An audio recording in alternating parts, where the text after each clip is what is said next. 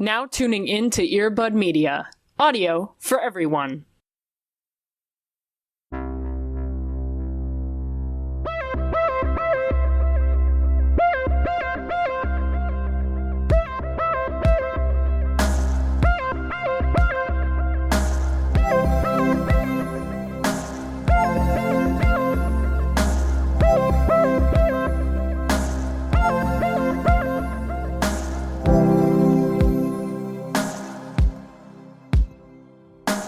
Look at us.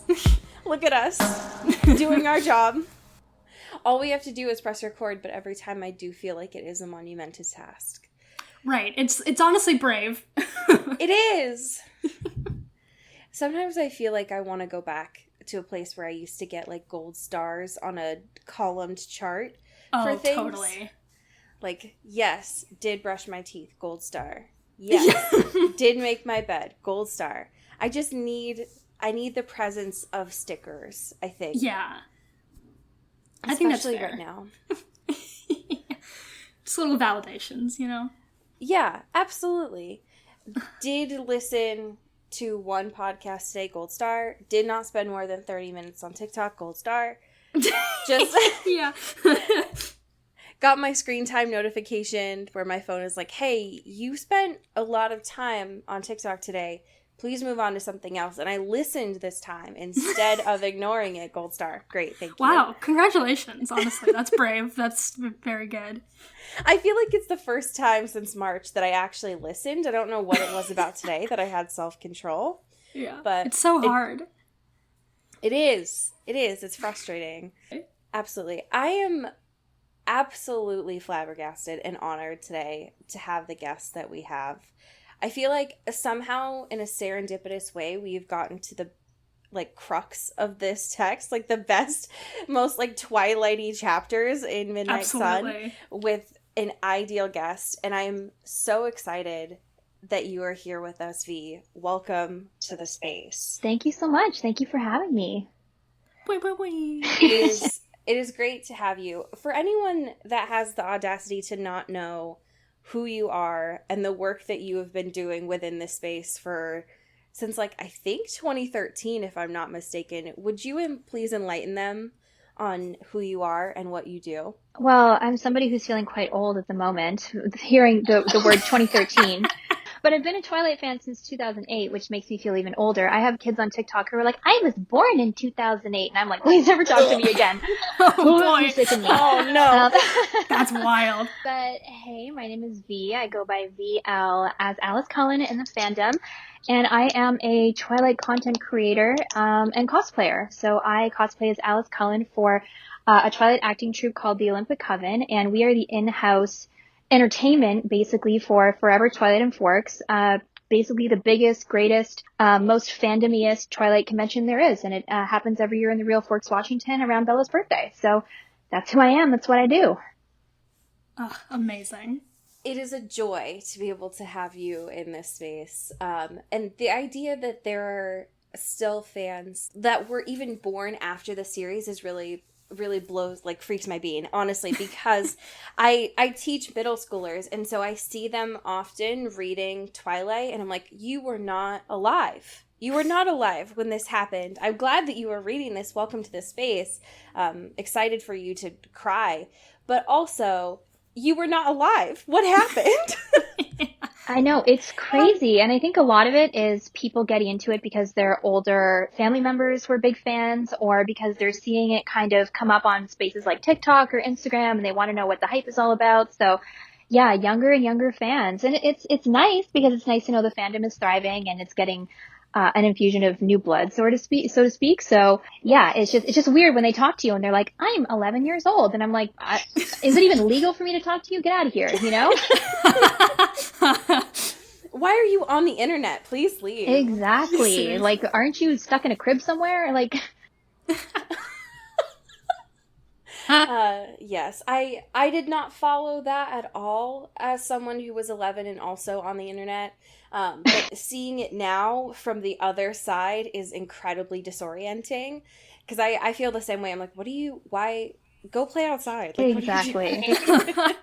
One of the things that we like to do, especially, it's become more and more relevant, especially this year, is check in on how we are doing and something that has brought us joy recently.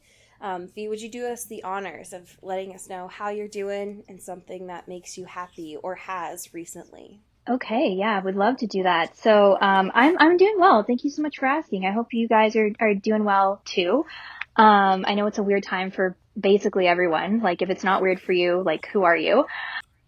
Yeah, seriously. I'm working from home right now, so is my husband. We live in a 700 square foot condo, so we are basically on top of each other while we work. He now knows that I'm like a let's circle back on that type of person at work, and that's my greatest shame.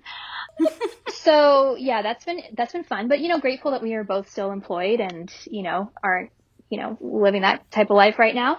But one thing that brought me joy, and it actually just happened today, and this is so materialistic, but I'm going to say it because I'm a Leo and I'm a magpie and I love shiny, beautiful things. And I'm also Alice Cullen, basically. So my friend who plays Rosalie for the Olympic Coven, Bella Rose, one of my best friends, bought me a fucking, sorry, can I swear? Yes, please. She bought me a Gucci belt, you guys. What? I got it in the mail Damn. today and I lost my mind. Like I had no idea how to respond. She knew I'd been wanting it. Like she had one and I was like, oh my God, that's beautiful. I love that. I really I want to get one for myself. Or maybe I'll ask my husband for Christmas or whatever. She's like, you have no idea how many hours of free therapy you've given me. So this comes nowhere near that. She's like, but I love you and I wanted to show my appreciation for you. So here you go. Beautiful things. And I still don't know how to, my brain is broken. So if I'm like a stuttering idiot throughout this, it's because I actually don't know how to think because I'm so mind blown with gratitude. So that's my happy for today and probably for the rest of my life as well. I love having friends whose like love language is gifts because first of all, is amazing. What a wild thing to just be like, hey, I want to thank you for your friendship in a way that you will receive it the best. The bar has been raised. Extremely. And my husband was like, damn, Bella Rose always making me look bad. He was like, I was going to get you that for Christmas. And I'm like, sure you were, babe. You can say that now that it's off the list, but. I had it in my cart, I swear. I was ready to check out. I can't believe that I have to go return this that I was obviously going to buy. Seriously. Oh, and just that exact one, too, darn. That's fantastic. I appreciate that because that brings me joy by knowing that has happened for you. Thank you. Cody, how are you doing? I'm doing good. My happy thing is also your happy thing, which I'm so excited about because on the day that we're recording this, it is the start of Fat Bear Week, which is maybe Shark Week. Great week. Not the best animal week there is in the world. No. It is run by the Katmai, I think I'm saying that right, National Park and Preserve. And it is basically a March Madness bracket of the biggest, most beautiful bears. And people vote on them. Honestly, it feels like something that Emmett Cullen really just created on his own accord. Like, did he ghostwrite this? Was he part of the committee? Like, what's going on here? No one else would single-handedly make #BearCam a thing. Yeah, literally. But I love it, and I agree. It brings me great joy every year. I love a good bracket. Yes, even though absolutely. I'm no longer one who plays sports or really invests a lot of time in it, but I do love a good bracket. Totally. And when it comes to conserving and taking care of a species that is like in the PNW, which is where I'm at, it makes me very happy. Also, their names. They are stunning. Chunk? Big fan of Chunk. One of my favorites this year that I'm really rooting for is 435's Cub. Oh, totally. Because what an honor it must be. This is something that often, especially now, Twitter is a hellhole that I don't often spend a lot of time on, or when I do, I find myself doom scrolling. This is something, though, that I feel like no matter from the different areas of interest of people that I follow, folks always come together for Fat Bear Week. Totally. And that is an immense joy when there are so few to find right now. it's truly a unifying force. Absolutely. I love it. I love it. I love it so much. Yeah. And I'm glad that that is something that is also bringing you joy. But circling it back to where we are at in this space, V, I'm so excited to hear this from you. We've read a little bit about it from, like, your blog and your TikTok and all of these fantastic different spaces. But one of my favorite things when we have folks here on the pod is knowing their Twilight backstory. So if you could take us back to 2008 and bring us to now, like, what was it like when you first started here in the fandom? How did you get to where you are now? How are things different or the same? I'm so excited. I want to know everything.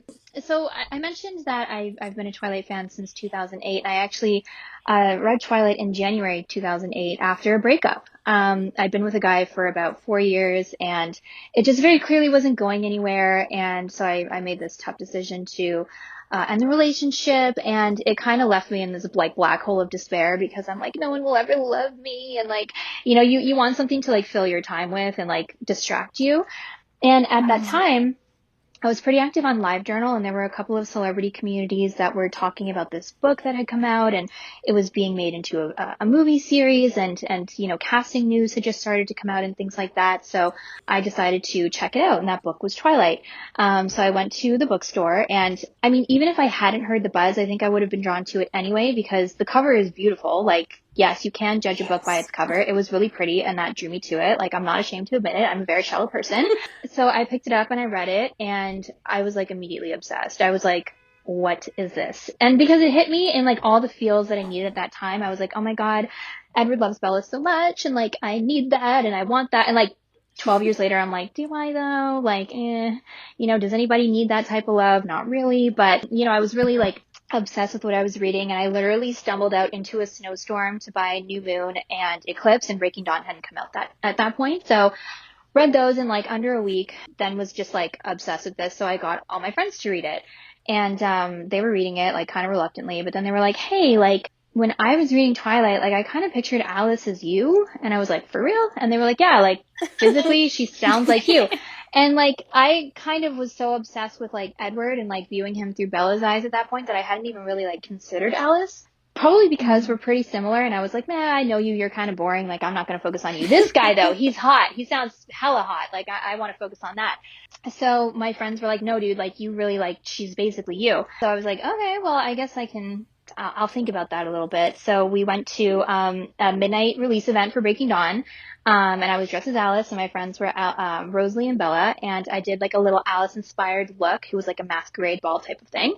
And then when we first started seeing promo shots and everything in the movie, I was like, okay, like I can kind of like I can see this, like I don't look like Ashley Greene or anything, but I think if I was like, you know, to get the hair and the makeup and the eyes and whatever, like I think I could do this. So I was already like a fan of cosplay. So when the movie came out, I was like, I'm going to start putting these like Alice looks together because Twilight's like a really cool thing right now, and everybody's like really active in the fandom, and I want to be part of that because I'd never really had a fandom that I'd been part of before. Like I love Harry Potter, like Sailor Moon, like all types of different things, but those worlds just felt like so big and established before I'd ever come into them that it didn't really feel like there was a spot for me there. But with Twilight, it still kind of felt like in its infancy, and like I could really be part of a community because it didn't feel that big yet. You know what I mean? So yeah, I guess my feelings then were like just, it was fun to be part of something and have a world that wasn't like so complex that like I felt like out of my depth in it. And I just really resonated with like the characters and well, not so much the story. I mean, it is what it is, especially Breaking Dawn. But it hooked me in a way. Like she's got a unique writing style that kind of pulls you in. So I've been part of the fandom ever since. That is, I feel like the most traditional story. I think like the experience of Twilight, like when I think about getting into the fandom, I always think about like 2008 was the fundamental year. Even though that's not when the books were first released, that was the year like the buzz for the movie was coming out, and so I feel like that is when I agree. I feel like the fandom was not fully established at that point, and it was really like getting in on the jump at that point, which is fantastic. I was curious to know how your experiences initially, just as a viewer of the fandom, have changed now that you are like actively contributing with the Olympic Coven? It's different. I feel like my connection to the fandom is actually deeper now, because I've made so many deep and lasting connections through the fandom that I didn't have initially. And I feel like if I hadn't made those friendships that I have now, I would still have like love for Twilight in my heart, but I don't know if I would still be as active as I am and creating things. I think what's changed for me is that I'm still able to say laugh at the funny things and create memes and like crack shippy content and stuff like the same way I was in the beginning, because I've never taken it super seriously. Like, you know how you can love something, but you can also like point out its flaws and be like, this is funny. You know what I mean? Oh, that's the show. That's the basis of everything. I was listening to some episodes to like prepare for this, and I was like, we'd be friends, like 100%. Like, I fit in here, you know? So I guess what's kind of changed for me is that my love for Twilight on like, you know, that sort of level has stayed the same, but my love for the fandom has grown deeper because I've met so many amazing people and had so many amazing experiences because of it. I guess that's what's changed for me is that like in the beginning, I didn't really have a place to call home or like a group of friends that I could kind of call my people. And as the years progress, like those feelings and like those relationships and those bonds just keep like solidifying. And yeah, it's been a wild ride. It's like, wow, 12 years at this point. That's crazy. Yeah, that is definitely a significant amount of time. And I think the way that I had seen you describe it before, that it's like being a Disney princess, but for the Twilight fandom, I feel like that's so accurate, and I hadn't thought about it before, but I'd imagine that the kind of connections that you make with fans is probably super wild, because you're like, no, I'm a fan too. I know that I look like Alice, but like, no, I'm a fan. Which is probably super interesting. That's exactly it, because at the end of the day, like, you're right, I am a fan, I'm a content creator. I binge the books, rewatch the movies the same as anybody else does. I have my criticisms and everything the way that everybody does, but anytime Stephanie Meyer acknowledges me, like, my heart does the little thing, you know, like, like your creator, like, basically is like, you know, I exist. It's so weird. And also I need to like scrub anything bad I've ever said. No, I'm just kidding. But yeah, it's very interesting because I've met so many amazing people, and I have people pouring their heart out to me and telling me that I'm their idol, or I inspired them to cosplay, or I've inspired them to keep moving in some aspect of their life that was giving them trouble.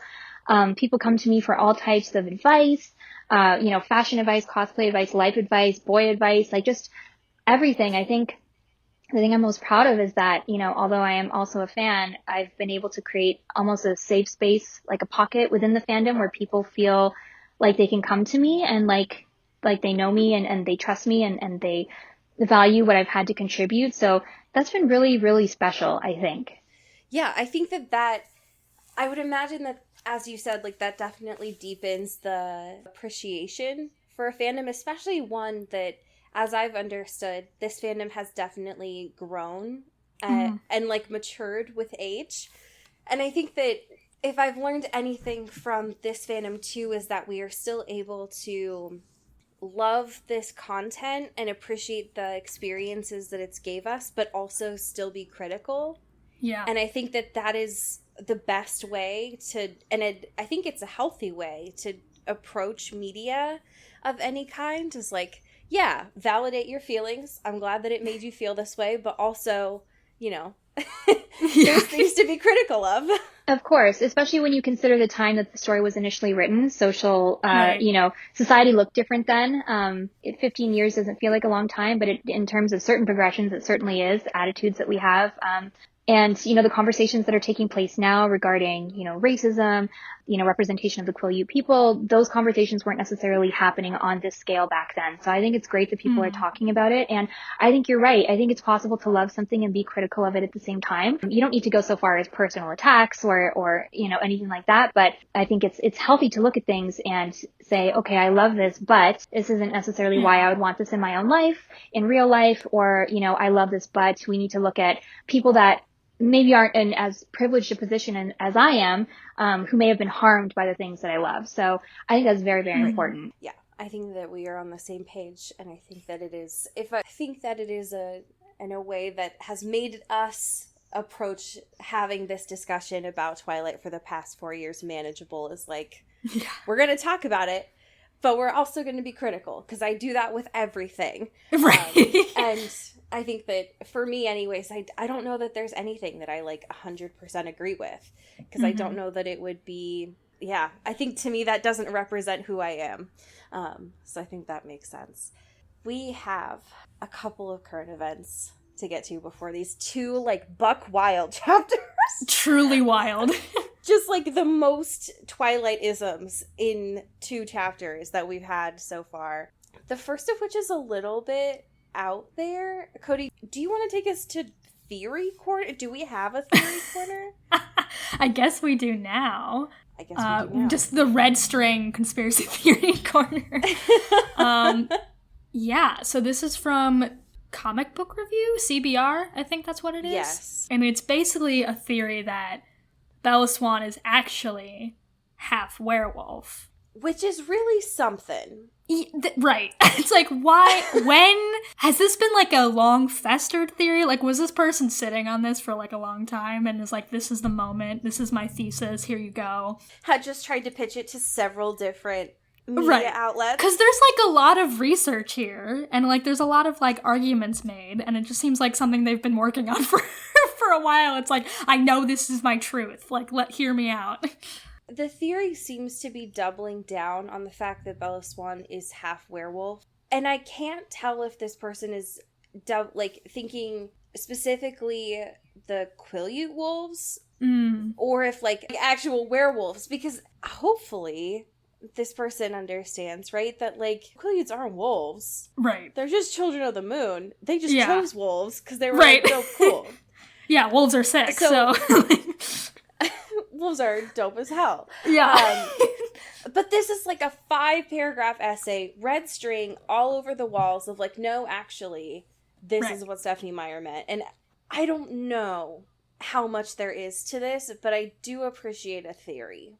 Yeah, I think like the foundation of this, I guess, is that because like the vampire stuff doesn't work on Bella, like you can't read her mind and all that or whatever. Right. That also applies to the Quileute wolves. So they're like, what if there's something there? And it's like, okay, I guess. Sure.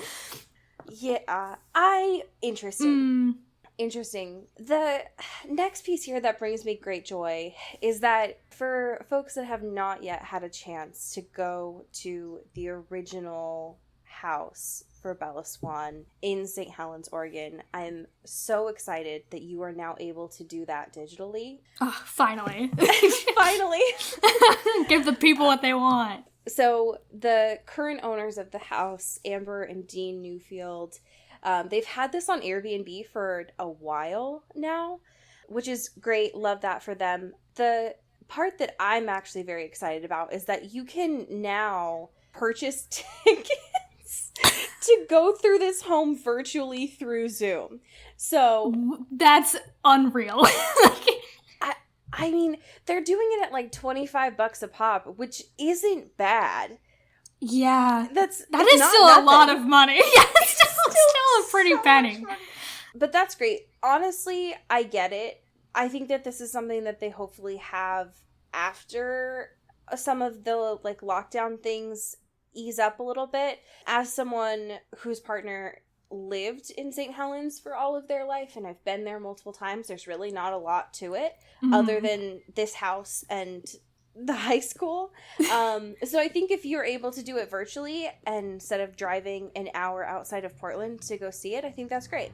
Yeah. Love that. I will say I'm on this listing right now, which, by the way, it's on weirdhomestour.com, which is an insane website.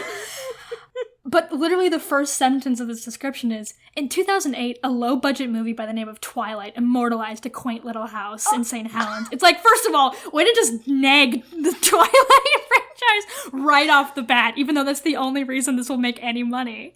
WeirdHomesTour.com said, fuck Twilight. Yeah. Wow. But also, oh my god, there's so much to unpack here as I'm scrolling. There is a cardboard cutout of? Is it Rosalie? Or is it Victoria? I think it's Victoria in the dining room. Right, because it's curly hair, but it's so bleached out at this point that I think it looks blonde. But yeah, I think it's Victoria just in their dining room, just hanging out, which is haunting. They have Bella's closet, but they took out the doors and just put them with, like, this fucking plexiglass so you can see all of her outfits without opening the doors. They're not even just on hangers, they're on, like, half busts. Right, they're on mannequins hanging in her closet. That's wild. Is the scariest house I think I've ever seen.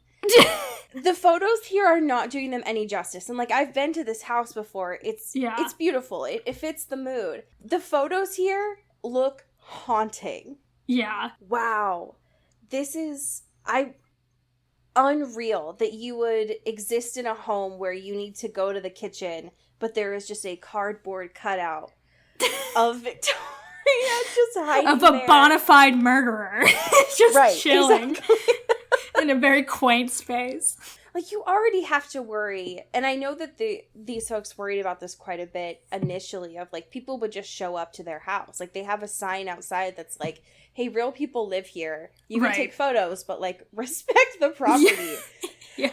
And so to kind of, like, nag yourself on by putting a cardboard cutout of someone who looks like they're just chilling in your home, I feel like is not doing you any favors. Definitely not. But this is beautiful and interesting, and I think that if they, you know what? If they're going to make some money, good on them, because we all need to have a side hustle, I guess. Yeah, listen, get your coin. I respect it. Yeah. This last thing is a great thing. Cody, could you share a little bit about a soundtrack corner, please? Absolutely. I mean, we could just make this a Kristen corner. We're back. K-Stu's here. That's true. We are here. It feels like home. Has she ever left, I think is the question. That's true. That is true. But this is from Cheat Sheet, which is basically saying that one of the most iconic songs in the Twilight soundtrack was a suggestion from Kristen Stewart herself. It doesn't surprise me at all. It doesn't. The titular Flightless Bird. American Mouth. The fact that this Aries woman came up to Catherine Hardwicke and was like, you know what we need is a song that talks about fat cats in it. And she said yes. Absolutely. I respect it, and I love it so much.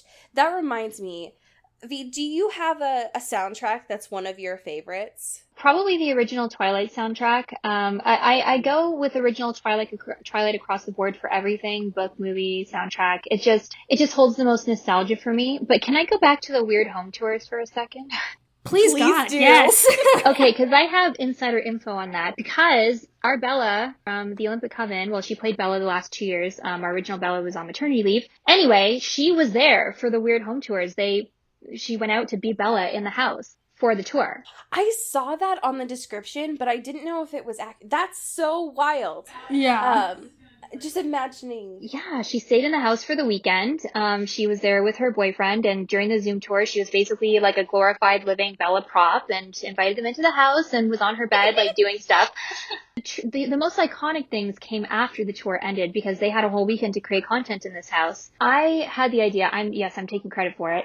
I was like, heck yeah. So your boyfriend's here. He's real cute. Why don't you go and buy a mustache and make a Charlie Swan thirst trap in this house? I said, do they have Charlie's gun? And oh yeah, they had Charlie's gun. Oh my God, I saw this. That's unreal. So they found handcuffs, they found Charlie's gun, they found some cans of Rainier, and they made a full-on Charlie Swan thirst trap, which you see on the Olympic Coven's TikTok, and I've watched it an inappropriate number of times. Wow, I am running to TikTok right now. Okay, that makes so much more sense about how that happened, because I remember watching that and being like, oh my God, I did not know that there was a Charlie in this acting troupe.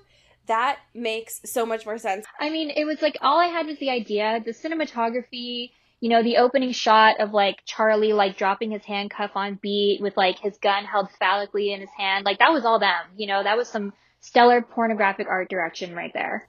Absolutely. They did that for us. Wow. I am so excited to talk about these 2 chapters with you. I wanted to know your thoughts on Midnight Sun.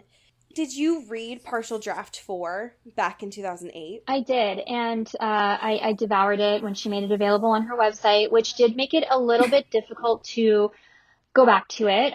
Reading the first 12 chapters again it wasn't a slog, but I was really anxious to get to the new content, I'll put it that way, because it felt like in some places so little had changed that I was like, I know this already, like I want to get to the new stuff. Yeah. So yeah, I read it in a couple of days, and I revisited, chapters 17 through 19 to like get ready for this. And I was like, man, it's just, have you seen that episode of The Simpsons? I don't know if you guys are fans, but they're making short films, and Barney Gumble, an alcoholic, is making like a black and white, super dramatic short film. And it ends with him like on the ground, like drapes fluttering with an open window, like rose in his hand. And the voiceover says, "Don't cry for me. I'm already dead." Yeah. That's Edward through the whole book. Seriously. Yes. Totally. Just mopey, like dramatic.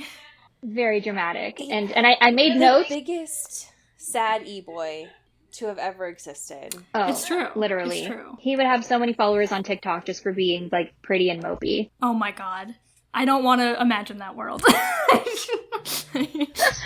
The amount of TikToks that he would probably make of just like closing a book and staring directly into the camera, and all of the comments would just be like, just that like red face with the tongue out, be like, "Ooh, daddy." And it's like, no, stop it. Like, he doesn't respect you. Yeah. So don't do that. No. It's very true. Now, here's what I will say, just to posit an idea. Edward using TikTok initially to find shitty men so that he can, quote, be a vigilante. Oh my god. But then becoming actively into it and like saving sounds. That's so haunted. He says he doesn't like it. He's just using it for market research. But then he's in one of Emmett's TikToks and now he's in it. He can't stop watching. Why can I see this so clearly? Right. It's like it's in front of me. It's like it's already happened. Yeah. I'm assuming, based on what I've seen with you checking in, that you've read through part of Midnight Sun already. What are your initial thoughts now that you've gotten past the partial draft part 4? Yeah, I've finished Midnight Sun, so luckily no fear of like spoilers or anything here. I enjoyed it, but I was also a little bit more critical, I think, than some people were that I know, because I was looking at it from a little bit of a different lens. Being an Alice Cullen cosplayer, cosplayer is kind of like the layman's term, but I call myself a character actress, and that sounds a little more pretentious, so I use cosplayer. But like what we do in Forks is not just cosplay, we're embodying the characters, and that's why I use the Disney princess analogy, because it's when you go to Disney, you talk to Ariel and she's not going to tell you that her real name's Marianne and she's from like Florida or whatever, you know where is Ariel. Yeah. That's kind of what we do for Twilight, and we're always in character, and we take what we know of the characters and we're able to extrapolate that and say, okay, well, I know Alice is into fashion, so even though it's never stated in the books what brand she likes, being a fashionista to me means you like Gucci or Hermes or something, you create your own character based on the details that you have. And what I was hoping to do was get a little bit more of a concrete canon sense of Alice's character from this book, knowing that it was from Edward's perspective, and likely he'd be spending a lot more time with Alice than Bella was, right, in Twilight. Mm-hmm. So what I was kind of missing from the book was, I guess, more fleshed out interactions between Edward and his family and more fleshed out characterization. Yeah, totally. Yeah. I really felt like we were like told a lot of stuff throughout the whole series, but there isn't a lot of telling, and a lot of the characters are kind of stripped down to one or two basic personality points or like hobbies, and that becomes kind of everything about them. So I was really hoping to learn more about everybody, but Alice in particular. I came away a little bit disappointed because I didn't learn anything about Alice I didn't already know. Right. Yeah. I think especially in these chapters, we finally get to touch on Edward telling Bella about Alice and Jasper and how they came into the Cullen family. And I agree. I was also hoping that there would be some new information. It's just, to me, it felt a lot like a copy and paste from Twilight. Yeah. Yeah. Yeah. And I think that is the wild thing, is like, from where we are at so far in this book, Edward has spent a fair amount of time with his family in this book alone and not just like in life. And yet none of that is really fleshed out descriptions. It's just been a like, I'm surrounded by my family, but I'm gonna lament at this piano right now, which is in character for him. But also, I agree, I hadn't really thought about it from a character actor sense of like, that doesn't help me at all. Right. And I felt bad because obviously I really enjoyed the book. Like everybody else, I waited a long time for it. I really enjoyed it for what it was, but from like a hardcore Alice fan, you know, the like, she's the person that I wish was the main character, you know, like it wasn't as satisfying because I saw so many little moments where she could expand upon things. Like we get so many like fucking descriptions of Edward wanting to kill Mike Newton and like counting bugs in the fucking meadow to calm himself down. But then when it comes to Alice, he's like, oh yeah, she's kind of like an enigma and there's so many paradoxes and mysteries about her that I could tell Bella about, but I won't. Yeah. You know, there's so many things that they gloss over when I'm like, no, go back to that. I want to know. It's like, just give me one. The amount of detail put into just random things instead of, you know, any of these other characters is like truly mind-boggling sometimes reading it. Exactly. There is a point in this chapter when he is just counting bugs. For what? Literally. Why? What? You could have told us so many more details about this intricate family that has like unbelievable bonds that you're just assuming that we know and trust because you've said it before. But show us instead of Edward just counting bugs because he's horny and he's just hiding in trees. Like, what? Literally in my notes I have Edward gets a boner ? Okay, yes, absolutely. Yes. 100%.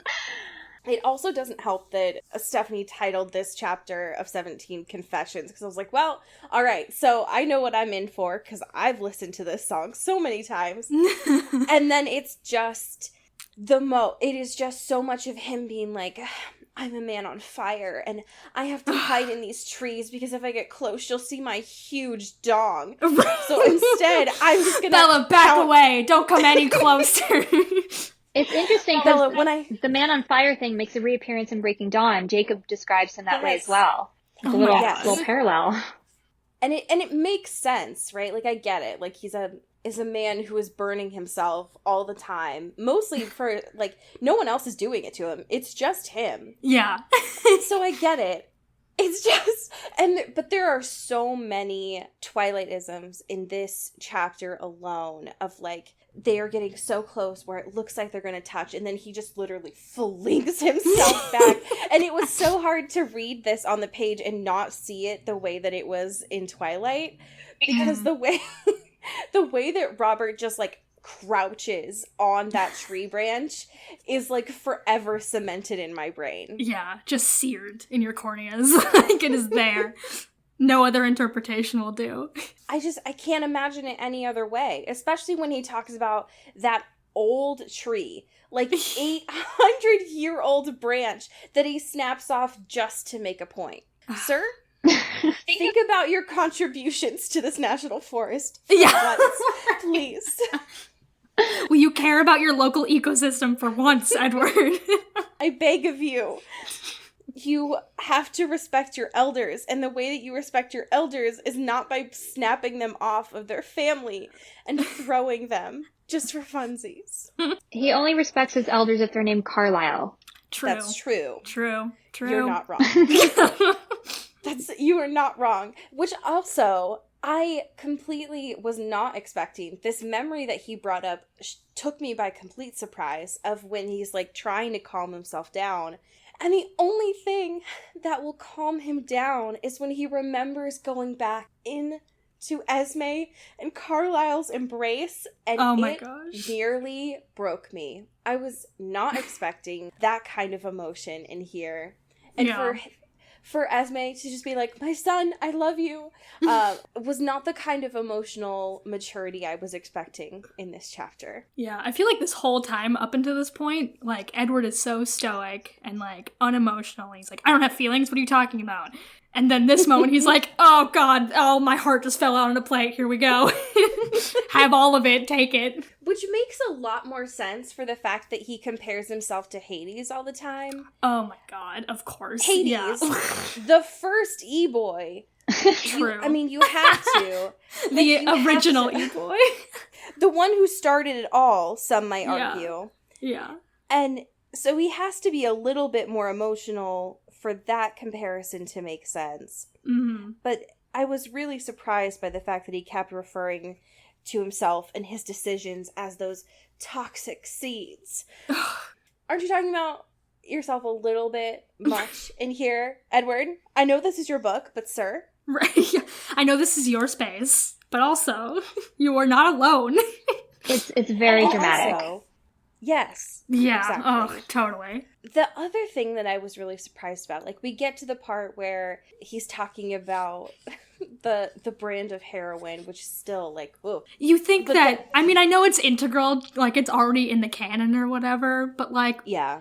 So much time has passed now, and nobody was like, what if we just, Instead, the ice cream analogy worked fine. Yeah. What I think, honestly, would have made that make a lot more sense is if, when he was like, Bella, people like ice cream, and she was like, yes, Edward, I'm a human. And he's like, you know how some people are lactose intolerant, but they still eat ice cream? That's how I feel about you. I think that would play a lot better. I get it. But how would you know how angsty he was if he wasn't comparing it to drugs in a way that a Mormon wouldn't fully understand? True. That's real. Listen. That's real. That's real. Ooh. I'm so glad that you were the one that said that. Had that stricken from the record. No, but it's true though, because like I think most people would know not to refer to heroin as like brands of heroin. Like this is the Adidas of heroin. Like no, like it doesn't work that way. No, just definitely not. Stephanie holding a skateboard on her back. Like, how do you do, fellow kids? What's the new brand of heroin? I've done drugs. Totally, absolutely. Stephanie's version of doing drugs was staying up past 1 a.m. and drinking lean. Let's be honest. Oh my god. You can't just say that, because now I'm just thinking about Stephanie Meyer being a SoundCloud rapper, and now my brain is broken. And now I just can't. No, I wish I could have never thought that. Her version of doing drugs is like explicit in Bella's Twilight though. She's like, I took some illegal substances that I'd never taken. It was fucking NyQuil to make herself sleep. Like it's not the same thing, my dude. Like, no, not the same. Just for once, I want Stephanie Meyer to get high. Just once. Oh, I'd love to see it. I think she needs it. I think she would just enjoy it. I think she'd have a good time. I've met her before. Okay. I've met her twice. She's a really cool lady. I would love to see her, under that type of state. Absolutely. Now here's a big brain idea. Okay. Stephanie Meyer, Stevie Nicks in a room smoking weed. Stop. They just make a whole conceptual album together, like yes! over a night. They don't sleep. Team no sleep. Only bangers that comes out of that straight room. Bangers. Yeah. If someone doesn't write some fan fiction of this, I will be upset. I need this. I need this to exist, and I will not do it. Oh wow! You can't tell me it hasn't happened. The only reason I know that it hasn't happened is because the idea of Stephanie smoking a fat blunt is impossible. The only thing that she could probably do is a Juul. And even then, it still connects her to being a SoundCloud rapper, which is how I will refer to her till the end of time. Absolutely. Here's what I will say. I remember reading this in Twilight the first time and still being taken aback by it. But when I got into chapter 18, and Edward was so anti-60s and 70s music, it still makes me angry. Just the lack of culture on this man is truly despicable. Again, respect your elders. Honestly. Respect the people that laid down the groundwork for you. To be emo in your car. Like, he says that he likes Linkin Park. It's his angry tunes. Do you know where Linkin Park came from? Sir? Yeah. Have you heard of counterculture before? Oh my god. Respect your elders, please. And she describes him as liking new metal. I mean, like, what? Like, I don't understand. Like, you describe his musical taste as, like, that of like a 14-year-old boy, but like I just like you can't tell me that he thinks he has superior music taste to everyone else and he's going to judge the 60s and 70s and then tell me he loves Linkin Park and new metal. Like, it just doesn't make sense. Like, there's so much going on. Like, he's like half a step away from being like, Bella, have you heard of this really cool band? They're called the Beatles. Like, oh my god. Stop it.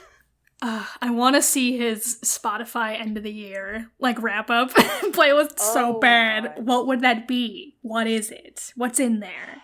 I mean, obviously Debussy. Sure. Whereas I prefer to say Debussy. Absolutely. Debussy. Yeah.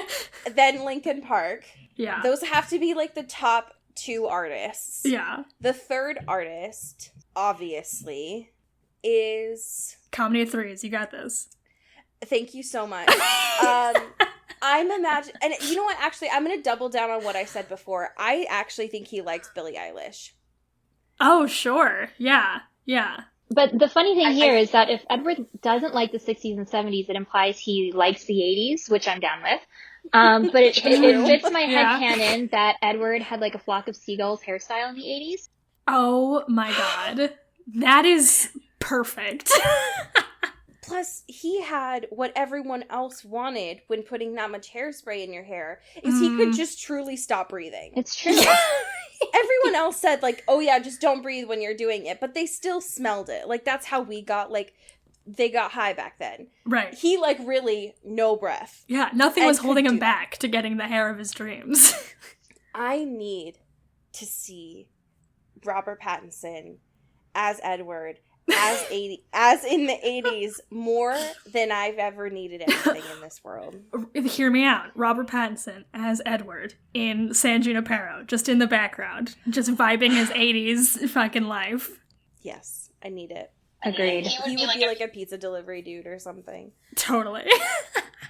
I love it. So chapter 18, that's where we get a lot of this backstory. Again, I had not considered it from your perspective, V, of like, it's all the shit we already know, which is a bummer. Kind of, yeah, from an Alice perspective, but, you know, I have to tell you, I shed a few tears at the Rosalie and Emmett stuff. Like, again, it's all stuff we know how it happened, but seeing, like, the details of it in Edward's mind and talking about how he and Rosalie left the house while Emmett was changing and they came back as siblings, like, that to me was very sweet. But I have to say, my husband thinks I'm crazy because I don't really like time travel stuff, because I think about, like, the paradoxes and, like, you know how it's like, okay, well, this person came from the future, but they're like my son in the future, and they came back to stop someone from killing me so I could give birth to them. But then in my timeline, they get killed, and then I have to get to the future anyway so I can give birth to them. Like, it doesn't make any fucking sense, you know? So that's how I felt about Alice learning her name from a vision of Jasper telling her name. Like, you know that meme of Spider-Man, he's just pointing at himself? Oh my god. That's what that was to me. Totally. So that was a little bit, at least I know now where that came from. It's probably not the choice I would have made artistically, but like, right. That's the one thing I can say that I learned. Like, okay, now we know where Alice got her name. I assume with your opinions on time travel, then you're not probably running to see Tenet, huh? You're probably not. I'm just, if it's got time travel in the description, I'm like, you get the fuck out of here. Like, checked out. I can do a lot of things, but sorry, Rob. Sorry, not this time. Not this time. Well, I've skipped a lot of his stuff. Like, I read stuff about the lighthouse and weird masturbation scenes and things, and I'm like, you know what? We good. We are good, my guy. Yeah, he makes some choices, for sure. Choices. Yep, they're choices. He did not come out of that movie unscathed. No. As a person. As a character, but also as a person. Yeah. So I think that's a fair choice. I agree, though. I think the Rosalie and Emmett stuff in here I found quite touching. Especially because the fact that the way Edward portrays Rosalie is often incredibly harsh. And as we talked about before, he just thinks of her as just having like no thoughts. When she's incredibly intelligent and just doesn't let him know what her thoughts are around him, which is super strategic. Especially given her history of trauma, but understanding more about Emmett and him being the big bear boy, I was like, oh, it makes me very happy. I love the two of them a lot. Yeah. I completely agree with that, and it angered me so much how little credit Rosalie gets from a lot of people, but from Edward in particular, and how many people in the fandom have said, well, I liked Rosalie before, but after reading her through Edward's perspective, I hate her now. She's a bitch. And I'm like, excuse me. You know, Edward is he's a very biased narrator. Like, he is not going to like anyone who doesn't support his relationship with Bella. The only reason we like someone like Alice, for example, she's equally like quippy and snarky in her own way, but she supports Edward and Bella, so of course we like her because our narrators like her. You know, we don't like Rosalie because she is the conflict. And so finally seeing Edward stop and consider that there may be layers to Rosalie when he's like, I guess it took a lot of strength to do what she did in saving Emmett. Oh well, let's not think about that too much. You know, it's like... Yeah, that's enough feminism for today. Exactly. He doesn't like, he's so like no thoughts, head empty when it comes to Rosalie and her merits. Like, she's awesome. Totally. She's amazing. You know, she's so smart. She knows so many things. She gets her hands dirty. She's a mechanic. Like, she's an amazing musician. Like, what is there not to like? I don't understand. First of all, this is a very pro Rosalie podcast. Absolutely. We stan, absolutely. And I will say, like, we've kind of discussed about this too, but like, she's definitely portrayed in a more negative light when the bar was already kind of low in terms of like how people talked about her. But also, like, if you come out of reading Midnight Sun hating Rosalie more than hating Edward, like, that seems to be a you problem. Like, I don't know how you can read this and be like, Edward seems to be like the most level-headed guy, and like really his character judgment's pretty solid. Like, what? Did you read the same book? For me, like, that's why when people are like, oh, like Jessica Stanley, like, I don't like her, and like, you know, her thoughts were so mean toward poor Bella, and I'm like, have you not read Twilight? Bella was mean. She thought so many awful things about people. Edward, he's a bitch. Like, he thinks so many awful, and then he's sitting there judging everyone for having awful thoughts while he's having awful thoughts about them having awful thoughts. Like, absolutely. It blows my mind. Like, I love these people. I love the story.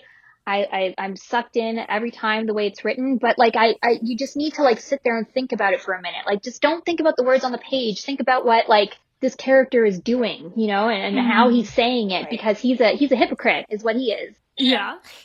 As a fellow Gemini, I can confirm that Edward is not the most level-headed of anyone in this story. But I also find it hilarious throughout all of this that Edward's like, oh my god, all of these teenagers are acting like teenagers. They're so weird and so immature. He says, as he's essentially writing in his burn book. Like, knock it off. Edward, you are literally 104 years old. Get it together. So true. He's so ridiculous. Anyways, the end of this chapter, Bella, unsurprisingly, wants to have sex, and Edward's like, no, I can't do that, actually, because he's a blushing bride. Yeah. And Bella likes nothing more than what she can't get, so she falls asleep and says, I love you, in her sleep. Because sure. Right. That's how it happens. Why not? Yeah. Fellas, we've all been there, you know? Listen, you know, when your partner says, I've been coming into your place every night and watching you sleep, and you're like, oh, hard eyes, oh my god. Right. That's actually really hot, so... That's actually so sexy. Fellas, is it gay to tell your partner you love them in your sleep? We do need to know. We do need to know. Yeah. Listen, this is textbook a heterosexual relationship, but it is also a very gay relationship. Don't at me. I don't know. I'm not going to explain it. That's it. That's my truth. That's it.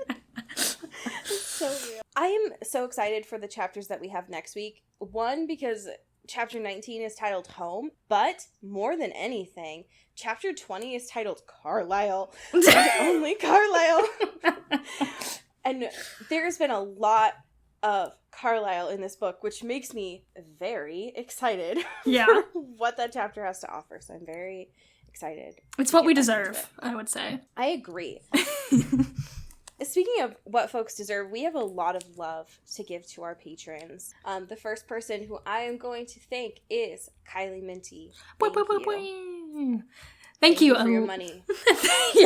Thank you, Elizabeth James. Thank you, Jess Love. Ooh. Thank you to Alexandra Black. Thank you, Alex Dornan. Thank you very much, Carrie Goldberg. Woo! Woo! Thank you to Mickey Meyer. Thank you, Katie Weber. Zoe Steele, you the best. Thank you. Oh, shit. Shout out to Rebecca Cullen. Thank you. Ow. Shout out Amy Taylor. Mulch Gray, thank you very much. Ooh, Mulch. And our unofficial intern of this podcast, to Taylor Brown Town Lautner. Oh, shout out Kelly Beck. Aaron Salinger, thank you. Salinger, I don't know. I hope I said one of those right. Thank you. Thank you to Sophia Salinger. Shout out Dana Kavanaugh. Thank you. Ooh. Thank you, Danae Swan. Ooh. And second to last, but certainly not least, is Casey Martini. Oh. Shout out Jessica Hale, newest patron. Thank you for joining. Newest, bestest. We love it. brightest. Fantastic. Love it. Okay, this is the part that I've been the most excited for. Oh no! I love when guests bring fan fiction to the space because, one, it means I don't have to do it, but also I like to see your personality come through what you find. So could you tell us what you brought to the space today? Okay, so I've mentioned, am a creator in the Twilight space. So in addition to, cosplaying Alice in Forks and doing that character work there, I maintain a presence online. One of the projects I did a few years back, actually 2 days after my own wedding in 2018, was I did a photo shoot about Alice and Jasper's wedding. And I was really intrigued by that concept because we know from the books that Alice and Jasper only got married one time. And I thought that was really interesting because we know Alice loves to throw parties. She loves to bring people together. So it was just really interesting to me that, for somebody who has planned Emmett and Rosalie's, nuptials so many times, she herself has only gotten married once. So I really wanted to think about the psychology behind that and why it took them so long to get married. And so I wrote a little short story to go with my photo shoot. So it's called I Felt Hope, a Twilight love story. It's a little kind of fluffy little piece of something. And when I was thinking about, Alice and Jasper's wedding and what that might look like, I very much thought that it wouldn't be your traditional white wedding, certainly not in a church. Then it kind of came to me that they would have this very untraditional wedding in a lavender farm, on a lavender field, sorry. And I found this lavender farm, near where I live, and it had a yellow door right in the middle of the field. And it struck me as this really beautiful surreal thing. Why is there this door in the middle of the field, this door that opens and goes nowhere? It's just something that's kind of pretty and piques your imagination, right? And I saw it and I was like, wow, that would make a really beautiful setting for a wedding.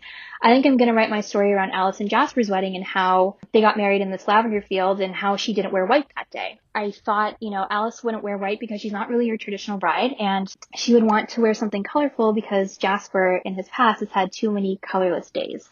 So I wrote my story around that concept, and it lives on goaskalicecullen.com. But I wanted to read a little snippet of it here, and I'm so sorry for the self plug. I just don't read a lot of fan fiction anymore. No, please. And I think I think a lot of that is for the same reason Stephanie Meyer doesn't, is it's obviously I'm on a much smaller, poorer scale.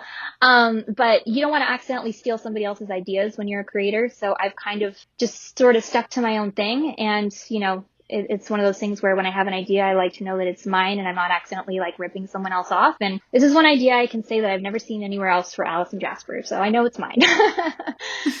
I'm looking at this photo right now and oh my God, it's so pretty. Yeah. The fact that they would do that yellow and purple together. Oh my God. I know. It really pops. So yeah, I did this whole photo set and then I wrote this little narrative around it. And I kind of wanted to read a little section that describes to me how Alice feels about Jasper. Like Edward, I often knew things that I shouldn't and routinely took that knowledge for granted. When was the last time I had stopped to consider how lucky I was to have Jasper as my mate? I couldn't remember. He'd been with me from the moment I'd woken as a vampire, so intertwined with my sense of self that I'd never even imagined a life without him. How could meeting him have been luck when being with him was nothing short of destiny? But I was lucky, I realized. Lucky to have someone who indulged me and supported my whims and ambitions. Lucky to have someone who would follow me anywhere simply because he loved me. lucky to have someone kind and intelligent who worked every day to be better than he was the day before. Being with him was my destiny, but I was still lucky that destiny had gifted me the best the world had to offer. Sorry, I got a little stumbly there because I was nervous reading my own work, but yeah, it's like a couple of pages long, and it got some pretty good feedback when I posted it. So yeah, it's like full Cullen stuff. It's like it's got everybody in the family, and it gives them some moments and fleshes out their characters, I think, and their interactions in a way that I'd wish I'd kind of seen in Midnight Sun. You know how it's like creating something that you kind of wish you'd seen yourself. And for me, especially, you know, as such a fan of Alice, I really, I read the whole series feeling like she was less a character and more of a plot device. And that became especially true reading Midnight Sun, where Edward didn't have really a single interaction with her that wasn't geared toward what she was seeing and how she could help further his love story.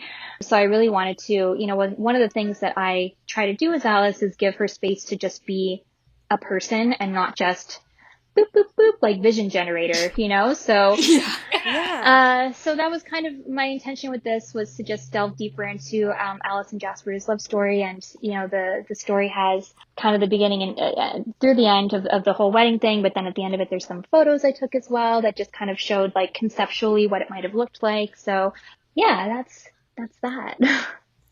Fabulous. It's amazing. Yeah. Thank you so much for sharing that. We don't often get folks who've like written things to bring onto the space, so it's always a special treat. Well, thank you. And I hope if you have the time and you're into kind of like cutesy stuff, like read the rest of it. Let me know what you think.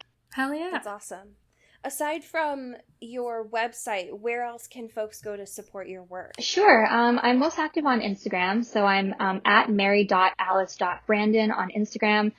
Similar handle on TikTok, at maryalicebrandon. And kind of a weird thing is I am the largest creator of Twilight exclusive content on TikTok. So I have almost 160,000 followers on there. Damn, Yeah. flex. Obviously there's, like I know I'm feeling like, you know, like Ric Flair over here, but like, it's crazy. Obviously there are a lot of people who create Twilight content and it blows up and they get like, you know, a ton of views and stuff from it. But I don't think there's anybody else on the platform who's doing like exclusively Twilight stuff who has as big a following as I do, which is like crazy. So I feel like a Twilight influencer, man. Like, I don't know, but hell yeah.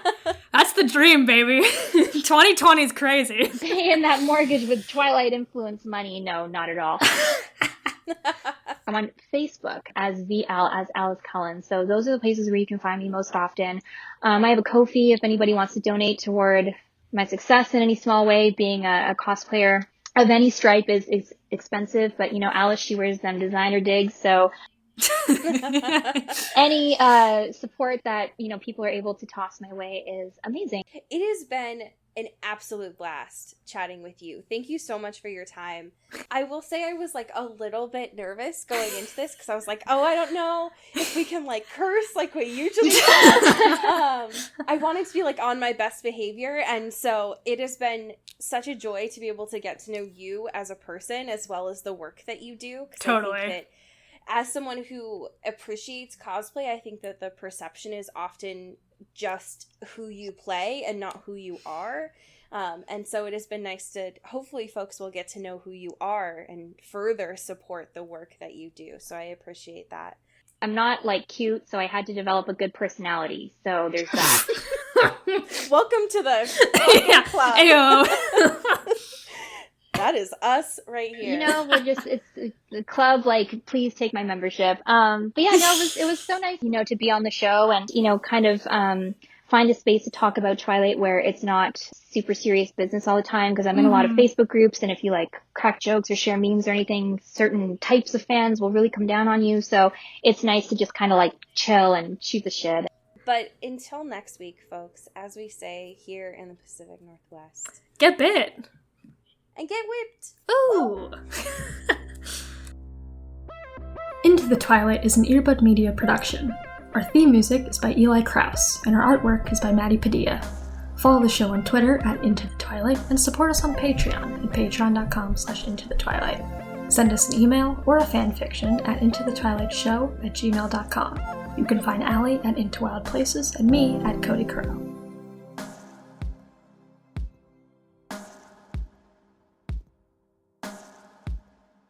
You've been listening to Earbud Media Production.